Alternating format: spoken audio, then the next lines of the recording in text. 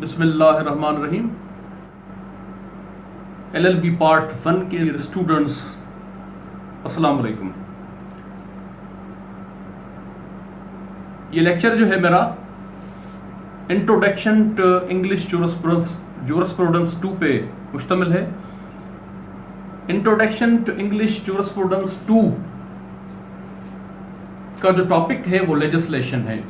First topic جو university کے syllabus کے مطابق جو آپ کو ملا ہے ٹاپک آؤٹ لائن جو آپ کے سلیبس کے اندر موجود ہے وہ لیجسلیشن ہے.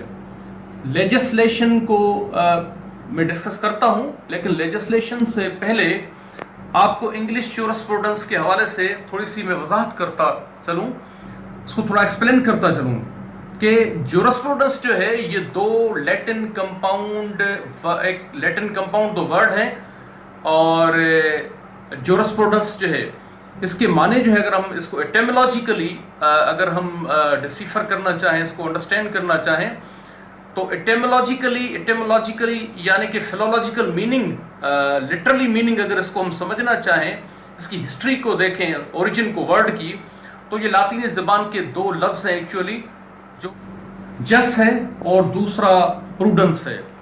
جس آر جورس اور سیکنڈ ہے پروڈنس آر پروڈنشیا. جس پروڈنس جورس پروڈنس جس پروڈنشیا، یہ دو لفظ ہیں. ان دونوں لفظوں کے معنی اگر ہم غور کریں تو جس کے معنی ہے لا، جبکہ پروڈنس کے معنی جو ہیں وہ ہیں وزڈم ڈسکورس نالج. اب جو دونوں کو اگر ملاتے ہیں تو ہمیں معنی جو اخذ ہوتے ہیں وہ یہ ہیں کہ knowledge of law, discourse of law, study of law بھی ہم کہہ سکتے ہیں.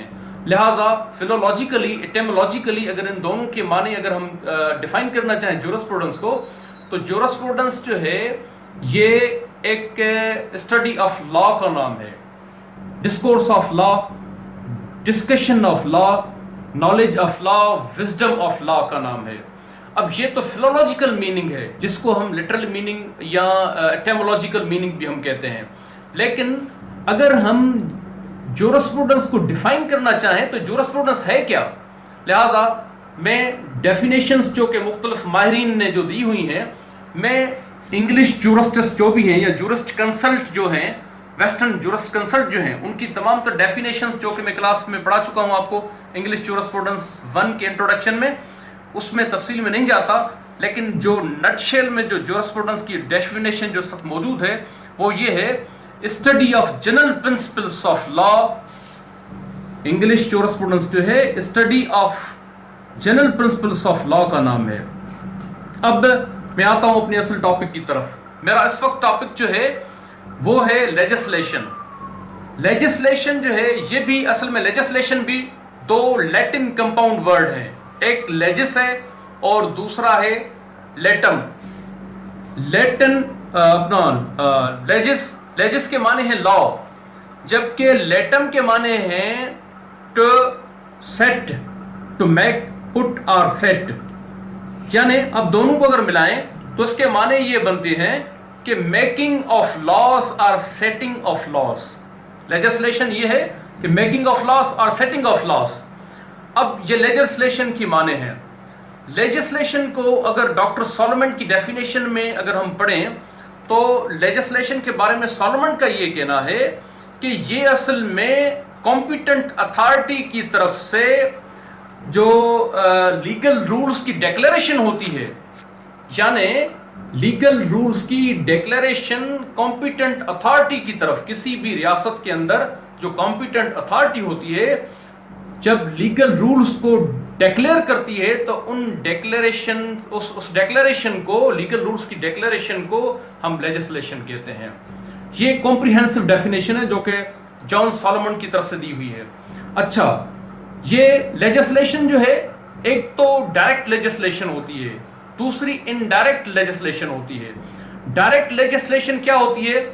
جب کمپیٹنٹ اتھارٹی، اب کمپیٹنٹ اتھارٹی سے مراد جو ہے یہاں سے سپریم اتھارٹی ہوتی ہے. ساورنٹ پاور جو ہوتا ہے، ساورنٹ پاور جو ہے جیسے کہ پاکستان کے اندر اگر آپ دیکھیں گے تو پاکستان کے اندر جو ہے سینٹ یعنی پارلیمنٹ جو ہے سپریم اتھارٹی ہے. اب سپریم اتھارٹی، کمپیٹنٹ اتھارٹی، جو کہ پاکستان کے اندر اگر آپ کو سمجھانا چاہوں تو یہ پارلیمنٹ ہے. پارلیمنٹ یعنی کہ سپیریئر اتھارٹی ہے، یہ ساورنٹ جو ہے پاور ہے. ساورنٹ پاور کسی بھی ریاست کے اندر جب کوئی لیگل رولز کو ڈیکلیئر کرے گی تو اس کا نام لیجسلیشن ہوگا. یہ ڈائریکٹ لیجسلیشن ہوگی. ڈائریکٹ لیجسلیشن کے نتیجے میں جو قانون بنتا ہے اس کو انیکٹڈ لا کہتے ہیں.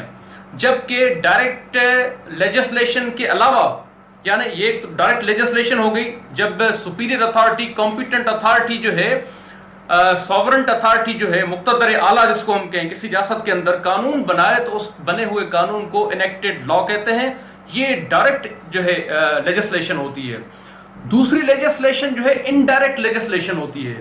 انڈائریکٹ لیجسلیشن جو ہے، آپ لوگ اگر دیکھیں کہ جو سپیریئر کورٹس ہوتی ہیں، سپریم کورٹ ہے، ہائی کورٹ ہے، سپریم کورٹ یا ہائی کورٹ کے اندر جو ہے قانون جو ہے، ایک تو اس کی جو ہے ڈیکلیریشن ہوتی ہے، قانون جو ہے ایک تو جو انیکٹڈ لا ہوتا ہے اس کی انٹرپریٹیشن ہوتی ہے. دوسرا نیو فارمیشن ہوتی ہے رولز کی، نئے نئے رولز بھی جو ہے لے ڈاؤن ہوتے ہیں کورٹس کے اندر. جب کورٹ کے اندر نئے قوانین جو ہے، نئے رولز جو ہیں بنے جو کہ انیکٹڈ لا کے جو ہے تصادم میں نہ ہو، یعنی کہ اس سے کنٹروورشل نہ ہو، تو یہ جو سیکنڈ فارمیشن آف جو رولز ہے اس کو ہم انڈائریکٹ لیجسلیشن